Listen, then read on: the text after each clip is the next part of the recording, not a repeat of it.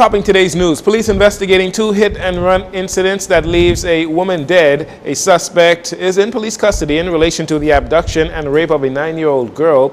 Gun violence continues to plague the country as another young man is shot dead and others fighting for their life. And an article in the Washington Post labeling the Bahamas as a smuggler's paradise gets the government's attention.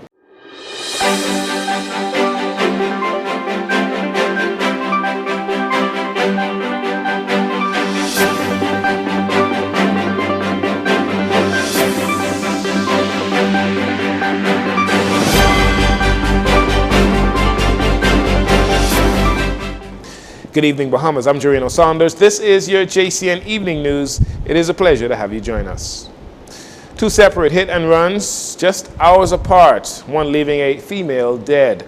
Both are being investigated by the authorities. Sometime around 12:20 this morning, the woman was on the southern side of Wolf Road near Palm Beach Street when she was struck by a driver of a red Honda vehicle who was traveling west along Wolf Road. She received serious injuries and succumbed on scene.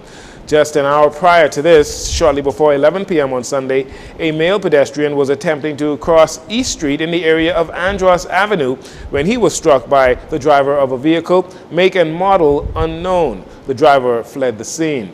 The victim was transported to the Princess Margaret Hospital via emergency medical services, where he is listed in critical condition. Police are aggressively investigating these incidents and are appealing to members of the public who may have any information that can assist in locating the drivers to contact the police traffic division, or you can call Crime Stoppers anonymously at 328-TIPS, 328-8477.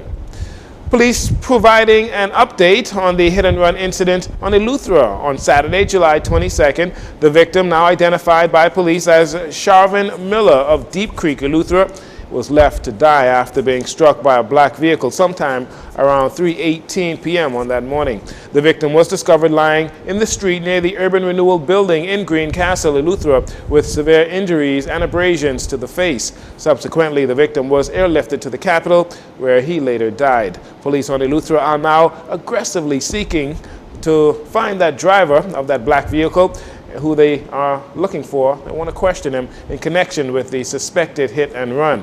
Officers are appealing to members of the public who can assist with their investigation to contact the Rock Sound Police Station, the Traffic Police Station, or again, anonymously at Crime Stoppers at 328-TIPS, that's 8477, and it could also be a she. I know we did say he. In the meantime, officers on Eleuthera conducted a special operation dubbed Safe Communities. The operation resulted in 40 drivers being cited for various traffic infractions. Police also arrested 5 people. The island-wide operation is also aimed at reducing the amount of traffic accidents and fatalities that occur on Eleuthera. Gun violence continues to wreak havoc, particularly here in the capital, as the criminal detectives have launched investigations into a shooting incident which occurred on Friday night, just hours after a male was shot in Nassau Village. Police are now aggressively searching for the lone gunman that shot a 23-year-old, leaving him in hospital. Sometime around 11 p.m., the victim, along with a friend, they were standing at the front of his home in the area of Wilson Tract when they were approached by an unknown male who produced a firearm and discharged gunshots in their direction, resulting in him being shot to the leg. The suspect then fled on foot in an unknown direction. The victim was subsequently transported to the Princess Margaret Hospital in a private vehicle, where he is listed in stable condition. Aggressive investigations continue into this matter. Police are appealing to members of the public who may have any information as it pertains to this incident, once again, to contact them at the Criminal Investigation Department. There was also a shooting incident on Peter Street that resulted in the death of a 33-year-old man. Police are actively investigating that as well. We'll have more details for you in a later report. A 42-year-old man is in police custody, arrested for the alleged abduction and sexual assault of a 9-year-old girl. Quick response by police, coupled with zero tolerance for crime and criminality, resulted in the arrest of the man, a resident of Somerset Estates. It was shortly after 6 p.m. on Saturday that a child was playing with friends on the outside of her home when the man, who was driving a white Nissan Skyline, beckoned the little girl to come to the vehicle. The child complied and was taken to an unknown location where she was threatened and sexually assaulted. Police say she was found a short time later in the area of Spikenard Road. Acting on intelligence, Drug Enforcement Unit officers arrested the suspect around 9:45 p.m. on Sunday at his home off Carmichael Road. Again, police are reminding parents to instill in your children not to talk to strangers when they are alone or in a vulnerable position.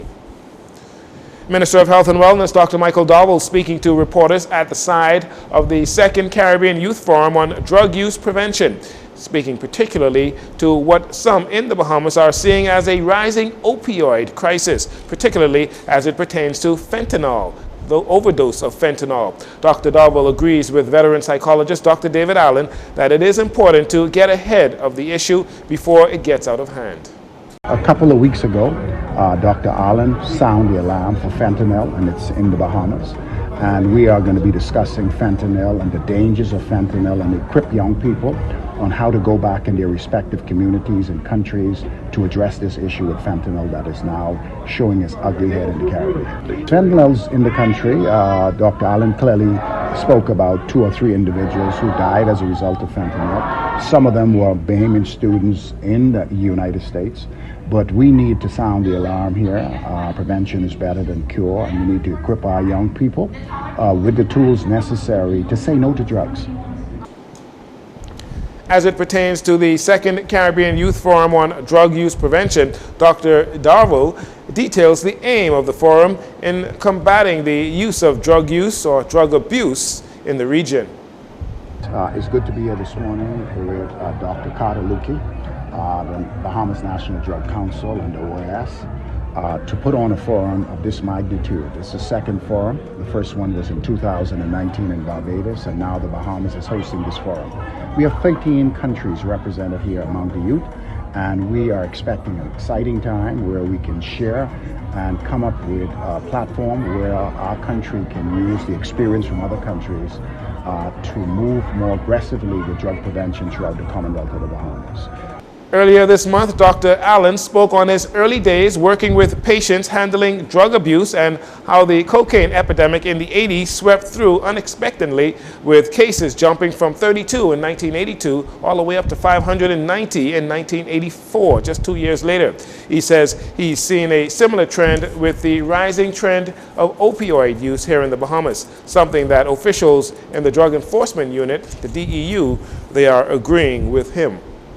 And finally, in this segment, reacting to a lengthy article written last week Thursday in the Washington Post by Samantha Smith, Paulina Valega, and Hannah Dormido, which labels the Bahamas as a smuggler's paradise for generations, from rum to cocaine and now increasingly people smuggling.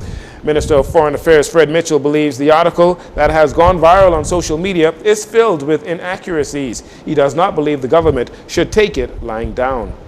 Last Thursday, 27th of July 2023, the Washington Post carried an analytical piece which described the Bahamas in pretty unflattering terms. I think the Foreign Ministry ought to craft a formal response to it all. While there are facts involved, like the fact of our geography, the fact that people use the country to smuggle people to the United States, pieces of this nature, in my view, always come off as exaggerated to the point of the absurd. The piece is simply not balanced enough in that it does not give credit, or sufficient credit, to a small country with limited resources, in no way, shape, or form countenances the smuggling of people to the United States of America. The article includes photos and videos of migrants being rescued and individuals who lost their lives while trying to smuggle themselves into the United States from the Bahamas. The article suggests there is a certain level of corruption among Bahamian authorities. Also includes unfavorable comments from attorney Fred Smith out of Freeport, who said undocumented migrants are treated like outlaws here in the Bahamas, while activist Luby Georges said the government and the people of the Bahamas do a good job of hiding human smuggling and creating a perception of paradise here in the Bahamas. Minister Mitchell rejects these claims. He noted the Bahamas remains compliant with international laws while at the same time trying to strike a delicate balance to not over-police the waters, which are used by thousands of legitimate visitors each year.